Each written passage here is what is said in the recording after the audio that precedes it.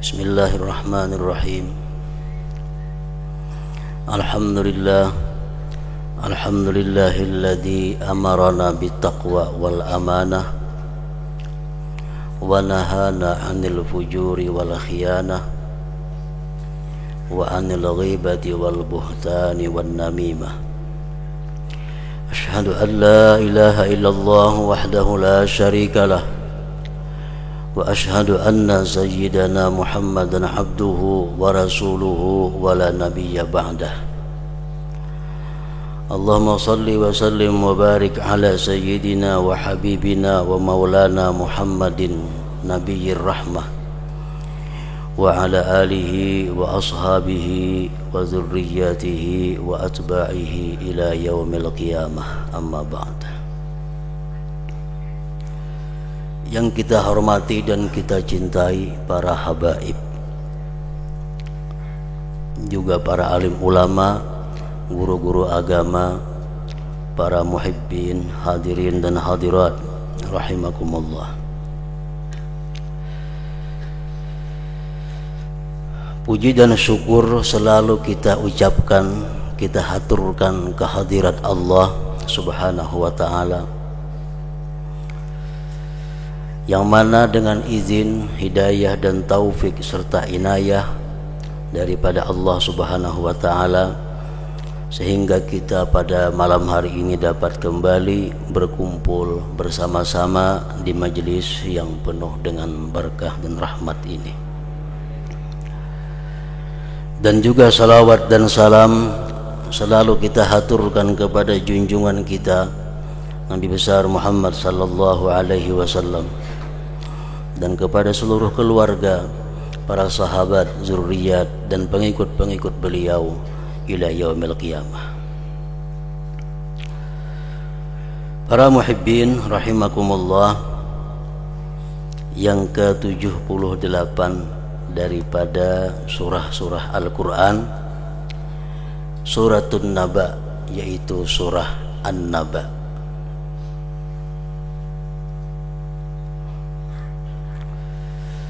Makiyatun, diturunkan di Mekah, wa ayatuha arba'un, dan ayat-ayatnya berjumlah 40 ayat.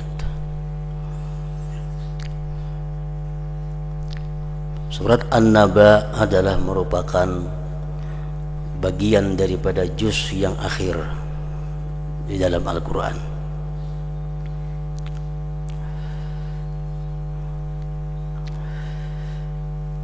Ayat yang ke-17 dan yang ke-18 daripada surat An-Naba ini, inna yawmal fasli kana miqata yawma yumpahu bis-suri fata'tuna afwaja.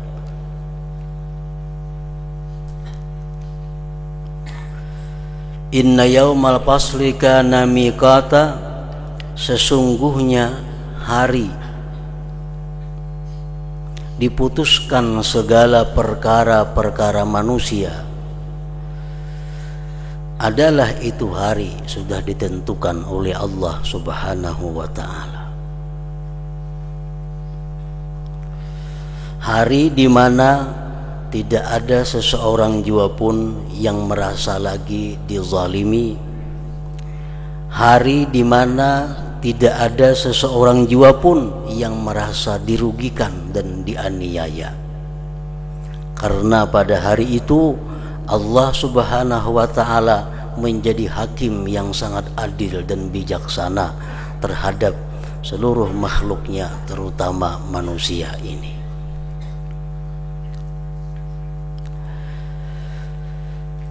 Apabila hari itu dimulai,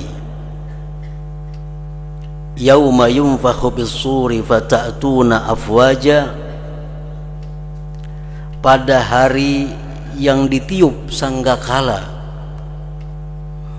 maka kalian datang berduyun-duyun, berkelompok-berkelompok menuju tempat yang disebut dengan mahsyar. Sebagaimana kita mengetahui bahwa ada 2 kali tiupan sanggakala itu. Pertama, Israfil alaihissalam meniup sangkakala, terjadilah kiamat kubra, kiamat besar. Tidak ada lagi makhluk hidup kecuali orang-orang tertentu, dan seluruh apa yang ada di alam ini hancur berantakan. 40 tahun kemudian ditiup lagi sangkakala yang kedua, maka itulah bangkit manusia, bangun dari kuburnya untuk mendatangi satu tempat yang disebut dengan mahsyar tadi. Disitulah manusia akan disidang, akan diadili dengan seadil-adilnya. Inna yaumal fasli kana miqata yauma yunfakhu bis-suri fata'tuna afwaja. Maka kalian datang berkelompok-kelompok. Para muhibbin rahimakumullah, salah seorang sahabat Rasulullah sallallahu alaihi wasallam pernah menanyakan kepada Rasul. Rawa sahibul kasyaf an Mu'az annahu sa'ala Rasulullah sallallahu alaihi wasallam anhu. Meriwayatkan pengarang kitab Al-Kasyaf daripada Mu'az bahwa Mu'az bertanya kepada Rasulullah tentang itu pengertian fata'tuna afwaja, bahwa manusia itu datang ke tempat mahsyar itu berkelompok-kelompok. Apa itu maksudnya wahai Rasulullah sallallahu alaihi wasallam? Faqala alaihi salam, Nabi kita menjawab, ya Mu'adz, sa'alta an amrin azim minal umur summa arsala ainai. Nabi kita mengatakan, hai Mu'adz, kamu sungguh bertanya tentang perkara yang besar. Kemudian Nabi pun menangis sebelum beliau menjelaskan, menafsirkan tentang pengertian ayat tersebut. Wa qala, dan bersabda Rasulullah sallallahu alaihi wasallam, yuhsyaru asyratu asnafin min ummati. Dihalau nanti. Dihalau artinya begitu kita bangkit dari kubur, kita dihalau untuk menuju satu tempat yang disebut mahsyar tadi.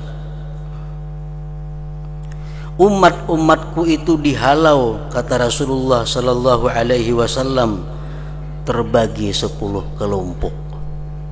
Yuhsyaru asyratu asnafin, dihalau 10 kelompok daripada umatku. Ba'duhum, sebagian umatku dihalau menuju tempat mahsyar itu ala suratil qiradah, atas rupa kera.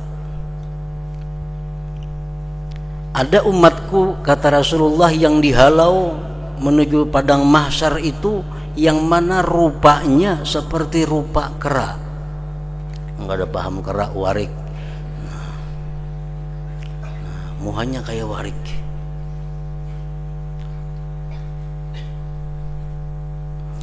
Wa ba'duhum ala suratil khanazir, ada lagi sebagian umatku, kata Rasulullah, yang dihalau rupanya seperti babi. Wa ba'duhum munakkasun, dan sebagian daripada umatku lagi yang dibalik, artinya arjuluhum fawqa wujuhihim yushabuna 'alaiha, kepala di bawah, batis ke atas, disirit mereka dengan wajahnya. Jadi berjalan mulai kubur sampai ke tempat mahsyar itu, kepala di bawah, batis di atas. Wa ba'duhum umyun, ada sebagian daripada umatku yang dihalau dari kubur dalam keadaan buta, padahal dalam dunia tidak buta orang.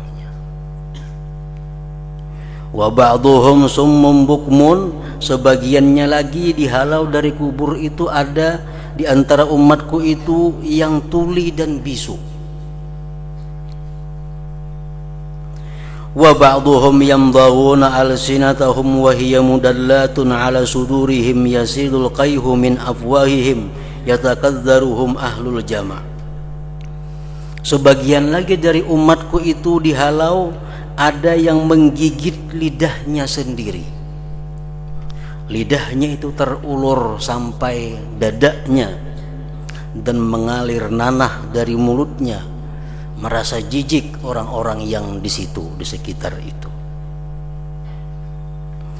Wa ba'dhum muqatta'atun aydihim wa arjuluhum. Sebagian umatku, ujar Nabi, ada lagi yang dihalau itu dalam keadaan tidak punya kaki, tidak punya tangan. Betangan kada, bebatis kada. Wa ba'dhum musallabuna ala juzu'in min nar. Sebagian umatku lagi dihalau dari kubur menuju mahsyar itu dalam keadaan disalib, dalam keadaan disalib di dahan yang dibuat daripada api.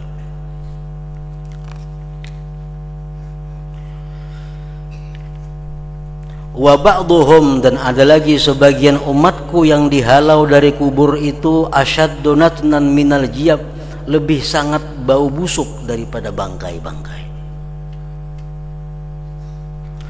Wa ba'dhum, dan sebagian lagi umatku itu dihalau mulbasuna, mereka dipakaiani jibaban jubah sabighatan yang meliputi tubuhnya min katiran, daripada ter, lazikatan bijuludihim yang melekat di kulit mereka. Para muhibbin rahimakumullah, ini semuanya adalah bukan orang kafir, bukan orang Yahudi, bukan orang Nasrani, bukan orang munafik, tapi kata Rasulullah sallallahu alaihi wasallam tadi, min ummati, daripada umatku. Artinya orang-orang Islam, orang-orang yang menyembah Allah, yang beriman kepada Rasul dan lain sebagainya.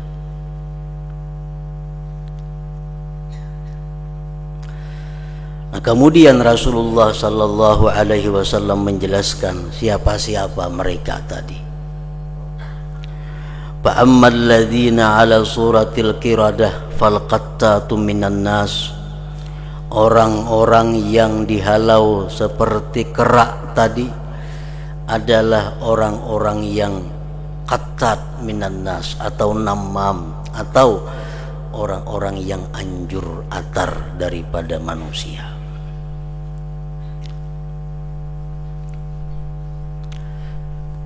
Dalam kata lain, namimah, orang yang bersifat dengan namimah adalah namam atau qattatun, anjur atar. Mendengar berita lawan si A, disampaikan lawan si B. Mendengar berita lawan si B, sampaikan pulang ke nasi kepada si A. Nah, ini orang ngarannya adalah namam. Kalau inya kada tobat sebelum wafatnya, sebelum matinya, kada tobat daripada itu, maka dia bangkit dari kubur nanti seperti kera. Rasulullah sallallahu alaihi wasallam bersabda, la yadkhulul jannah namam. Tidak akan bisa masuk surga orang yang anjur atar itu. Artinya singgah dulu dalam neraka, hanya bisa masuk surga kalau dia beriman. Orang ini beriman, penyembah yang pemuasa, tapi anjur atar, kada bisa ke surga, tetap dia akan singgah dulu di dalam neraka. Para muhibbin rahimakumullah, Al-Imam Abdullah bin Mubarak mengatakan, kullu man la yaktumul hadis wa masya bin namimah dalla ala annahu waladuz zina. Orang-orang yang tidak bisa menyimpan rahasia dan dia melakukan namimah, anjur atar, pandir A dibawa ke B, pandir B bawa ke A, menunjukkan bahwa orang tersebut adalah anak zina. Berarti ini orang anak zina, anak kada halal. Jadi salah satu tanda bahwa orang itu adalah anak yang tidak halal, gawiannya, pekerjaannya suka namimah itu. Di dalam hadis yang lain disebutkan lagi au syai'un minha, atau ada sesuatu daripada yang bersifat seperti anak zina tadi.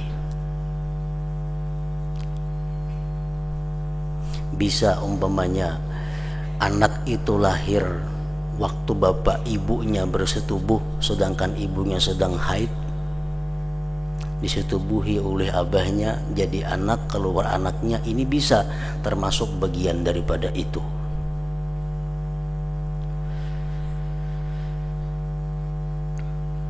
Kullu man la yaktumul hadith wa ma syabin namimah dalla ala annahu waladuz zina.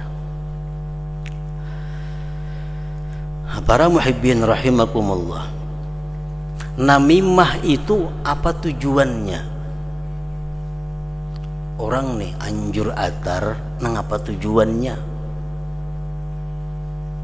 sehingga dianggap sesuatu dosa yang besar. Imam Ghazali mengatakan dan para imam-imam yang lain, salah satu tujuan daripada orang yang namimah itu adalah menghendaki kejahatan, iradatus su' lil mahki anhu, menghendaki kejahatan, menghendaki tidak baik kepada orang yang menceritakan itu. Misalnya si A ada memandir lawan si B. Nah, memandir nang kada baik tentunya. Si A ada menyambati apa nang kada baik lawan si B ini. Si C mendengar. Nah, si ini kepingin bahwa si B ini marah lawan A. Sampai akan tadi biaya si A ada nyambat engkau ini. Nah, tujuannya supaya ini B marah kepada A tadi.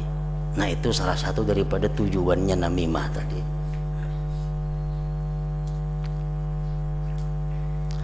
Ada lagi tujuannya namimah itu adalah untuk menampakkan kecintaan kepada orang yang disampaikan berita kepadanya.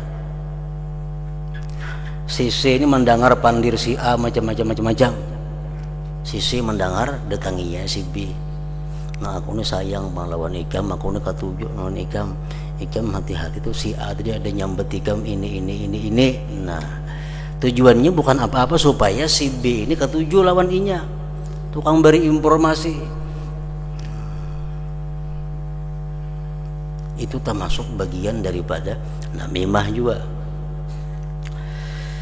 Termasuk bagian namimah juga orang yang tidak ada punya tujuan-tujuan. Coba hanya sekadar anjur atar kayak itu aja.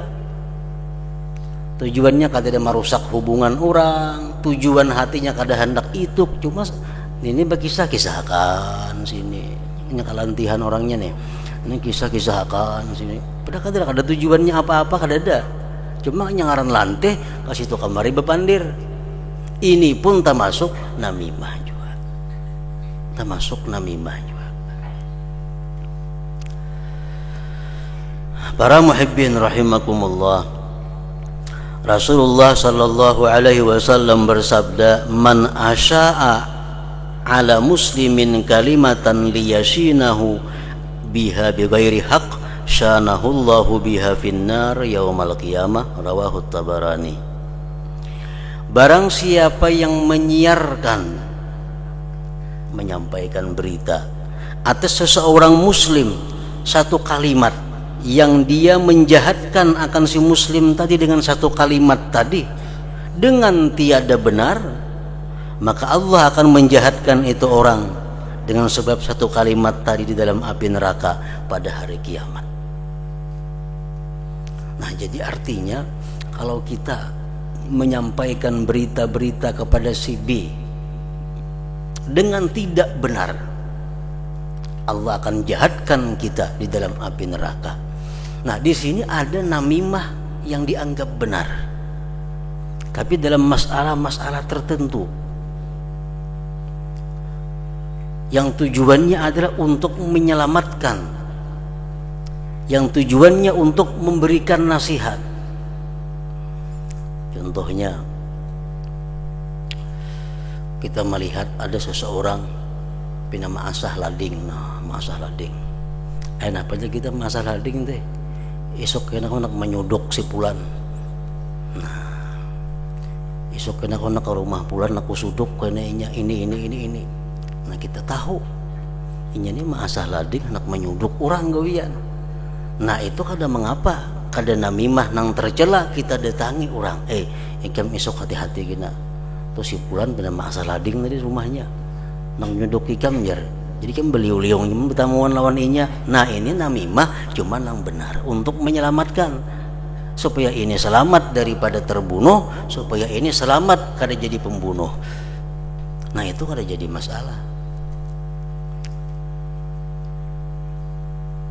Atau lagi termasuk namimah yang dianggap benar, ada orang bercerita kepada kita, kayaknya aku lawan si anu tuh hendak bungule, si anu tuh hendak tipu, si anu tuh hendak ini.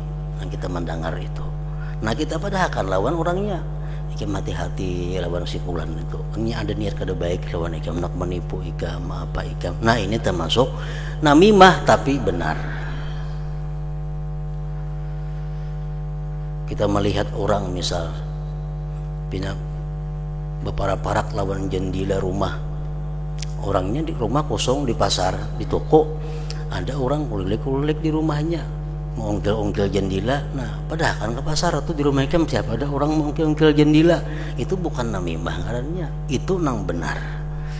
Nah, jadi kalau semua namimah tercela, ada hal-hal nang tertentu nang kita kada bertentangan dengan hukum Allah Subhanahu wa ta'ala.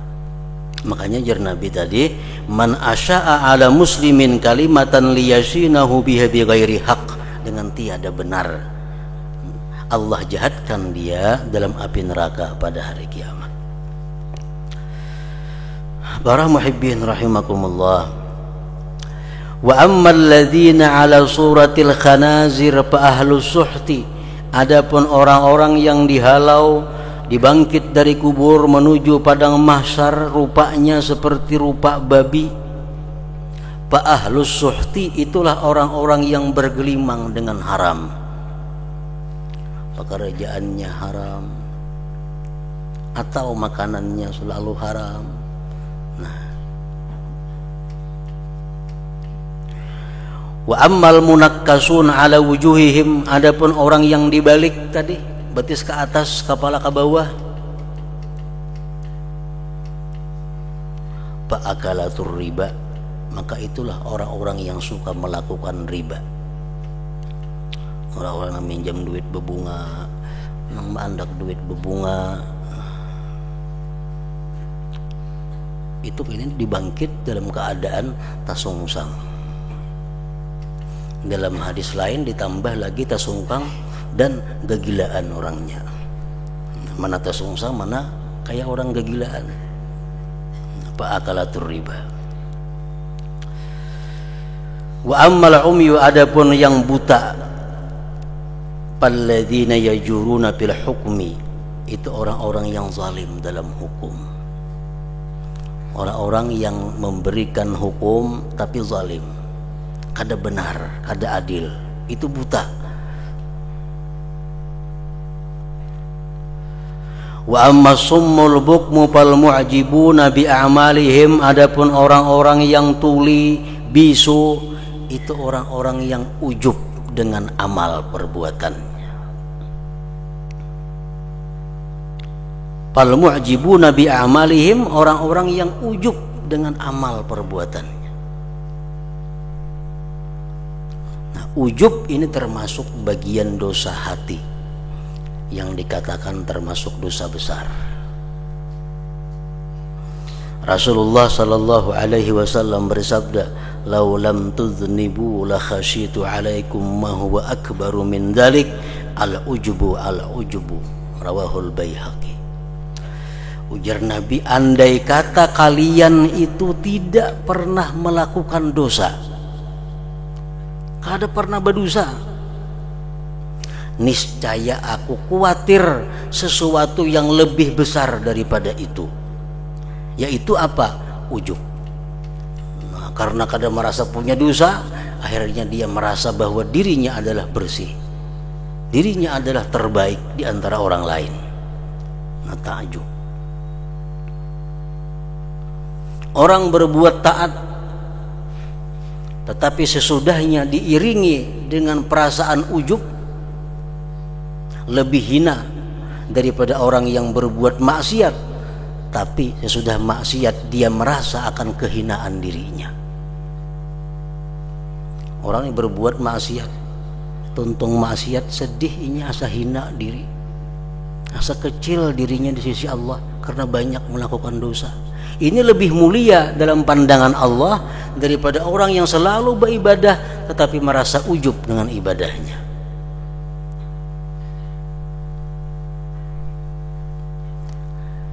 Imam Ghazali menjelaskan apa yang dimaksud dengan ujub itu.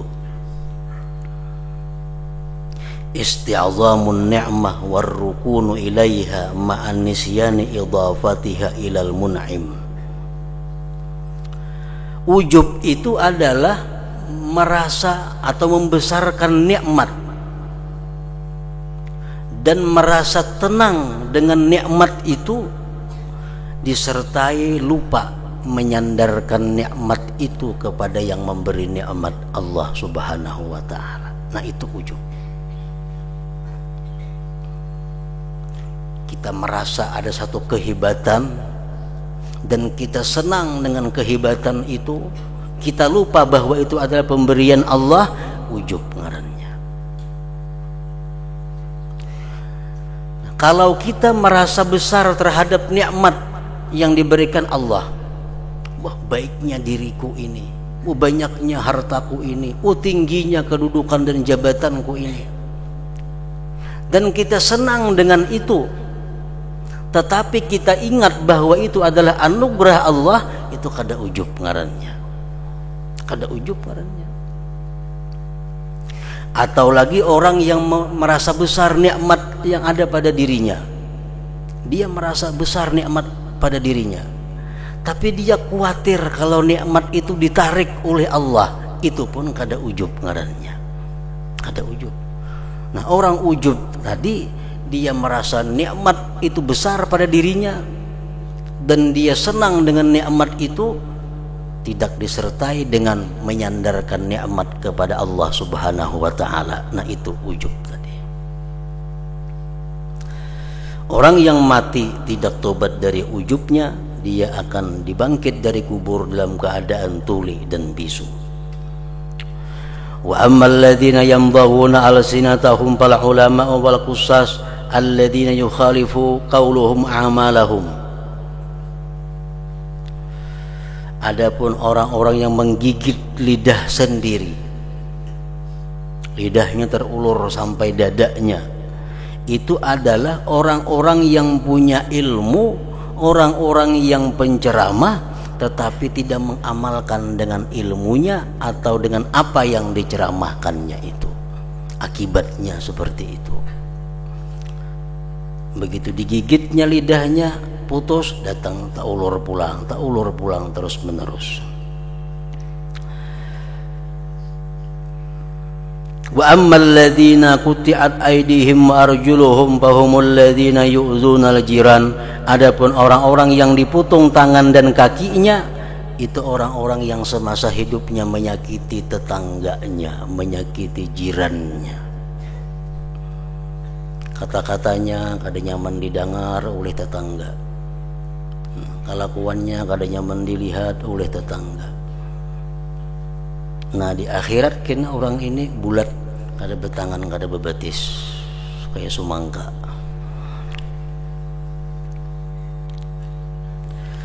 Para muhibbin rahimakumullah, Rasulullah SAW menyatakan, man kana yu'minu billah wal yaumil akhir fala yu'zi jarah. Rawahul Bukhari. Siapa yang beriman dengan Allah, beriman dengan hari kiamat, maka jangan sekali-kali menyakiti tetangganya. Tetangga ini punya kedudukan yang khusus dalam agama kita. Seringkali Jibril berpesan kepada Nabi, tetangga, jiran itu.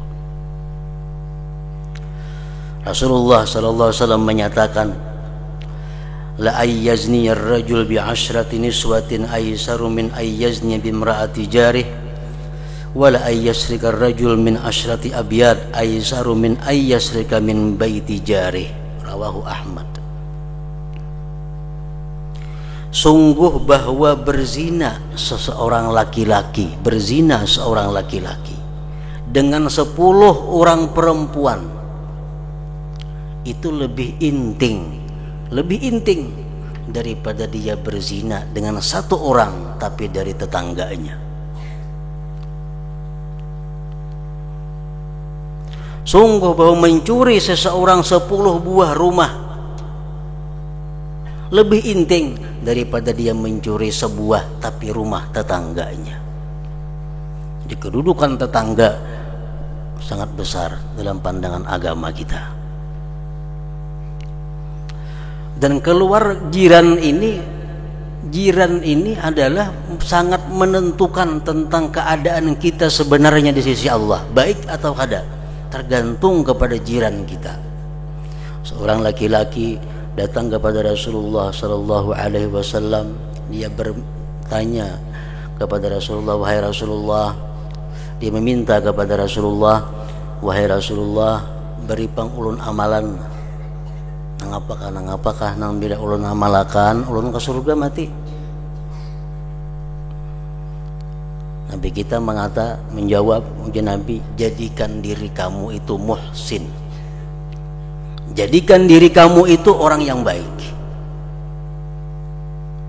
Jadikan diri kamu orang yang baik, yang pasti ke surga. Kaifa a'lam anni muhsin? Bagaimana ulun tahu diri ulun ini baik atau kada? Pol mengetahui. Sal jiranat takuni jenabi tetangga ikam. Biar tetangga ikam itu umumnya mengatakan ikam ini baik, berarti ikam baik. Bila sebaliknya. Nah, jadi sangat menentukan ini tetangga. Muka belakang kiri kanan ini bila sepakat tuh ada baik, jarinya ada baik itu di sisi Allah. Nah, bisa begitu.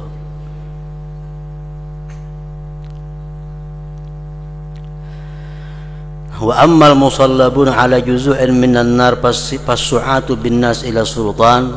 Adapun orang-orang yang disalib di tiang-tiang daripada neraka, disalib, disirit pulang, itu orang-orang yang suka melaporkan manusia kepada kerajaan, intil kerajaan. Ada orang pindah mengeritik pemerintah, laporannya tangkap orangnya. Ada mengeritik kebijakan pemerintah, ada melaporkan pemerintah, ditangkap orang. Nah, tukang gawian yang macam itu kita disalib.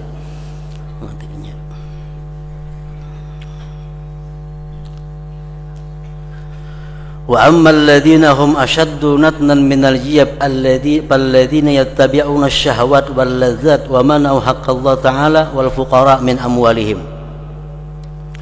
Orang-orang yang bersangatan busuk, bujur ya sempurna, bebatis, betangan, cuma baunya bau busuk luar biasa, lebih busuk daripada bangkai. Orang kan dapat mengawaninya. Itu ujar Nabi, orang-orang yang mengikuti syahwat dan kelezatan, dan dia mencegah hak Allah dan fuqara daripada harta-harta mereka. Hidup bersenang-senang, pakaian, minuman, makanan, kendaraan, rumah dan sebagainya, tapi hak Allah dan hak fuqara kada dia bayar. Artinya apa? Orang ini zakatnya kada biris.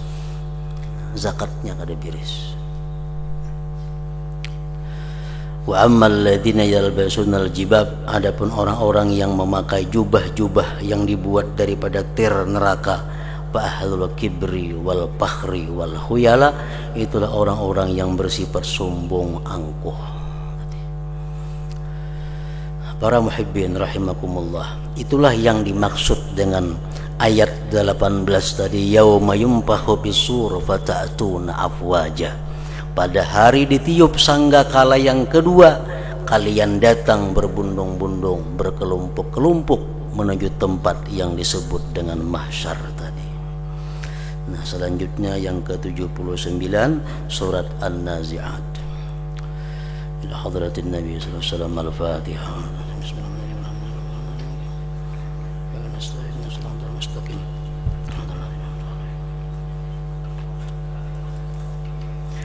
أشهد أن لا إله إلا الله وحده لا شريك له وأشهد أن سيدنا محمدا عبده ورسوله